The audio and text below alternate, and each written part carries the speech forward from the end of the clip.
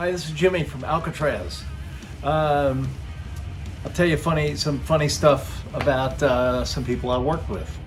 The last record we did, Wendy Dio was our manager, and Wendy's a sweetheart, and she was just great. And because she managed Ronnie, we were rehearsing at the same place together a lot, and we got to be friends and stuff. And Wendy came to me one day and said, "Hey Jimmy, I got a big favor. I need you to help Ronnie produce some demos for Rough Cut." And I said, sure, no problem, because I really like Ronnie. He and I got along really good. So we were going to do this in Ronnie's home studio. He had a nice space. He had a big house and a really cool downstairs studio. So I thought, oh, this will be cool. This will be fun. So I show up at Ronnie's, and of course the first thing you do is we sit in the kitchen and we drink tea and we talk for like an hour and a half. And then we go downstairs. The band wasn't there yet, so we go downstairs, and I'm getting the room set up for recording. And there's a booth, or a room that Ronnie had for vocals.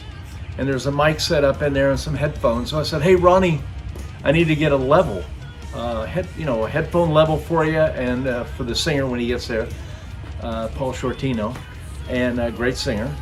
So Ronnie goes in the room, and I said, "So get me a level for the mic, Ronnie." And Ronnie starts singing a Foreigner song, and it blew my head off. His voice was so powerful. I had to turn the gain all the way down on the mic pre's. He was killing me. And it was unbelievable hearing Ronnie Dio sing these Foreigner songs. So he would sing a little bit of the chorus of one, and he'd stop and go, "How's that?" And I would go, "Well, I need a little bit more." I didn't. "I need a little bit more, Ronnie. How's your headphone level?" And he goes, "That's pretty good. Turn them up a little bit. I need to hear myself a little better." "Okay." And then he would sing another Foreigner song, or a little bit of a Black Sabbath song, or a little bit of a Dio song sometimes. But hearing him in that room, like 10 feet from me, the guy's voice was so powerful. And this is like 11 o'clock in the morning. He just got up, we drank some tea, went down there, and he just turned it on. It was amazing. So that was fun. So then when the band got there, they would, we'd work with them all day. And then they'd leave about 7 o'clock, and Ronnie go, "Man, we got to go to the pub. I need a Guinness." I say, "Sure." So he and I would get in his Jeep, which scared the hell out of me. This little Jeep he had, he loved it. He had a really nice Mercedes, but he didn't like the Mercedes. He loved this little Jeep. So we get in the Jeep, and the pub was about a 20-minute ride up Ventura Boulevard. So we go hauling ass up Ventura Boulevard in this Jeep, and we're both big mouth, we're talking, and we get to the pub, the Pickwick's pub on Ventura in Woodland Hills, and one of my favorite places, and Ronnie's, obviously.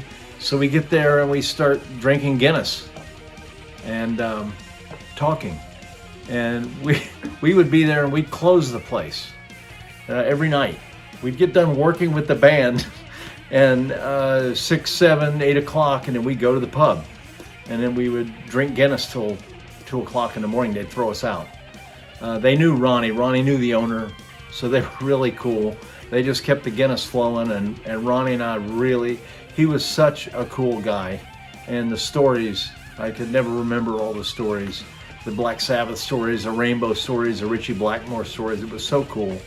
And we talked about family and dogs and places he'd been, that I'd been, and where I was from and where he was from in New York, upstate New York. And I had played in those towns where he was from in upstate. So we had a lot in common, both from the East Coast. So it was really cool. It was a real special time for me. And I laughed because Ronnie and I just told crazy stories and drank a lot of Guinness and had a lot of fun. Then we would finish at night drinking and get in that death trap of a Jeep, and he would haul ass back down Ventura Boulevard. And I could be a pretty reckless driver. take chances. In those days, driving drunk, you didn't think too much about it, and we weren't.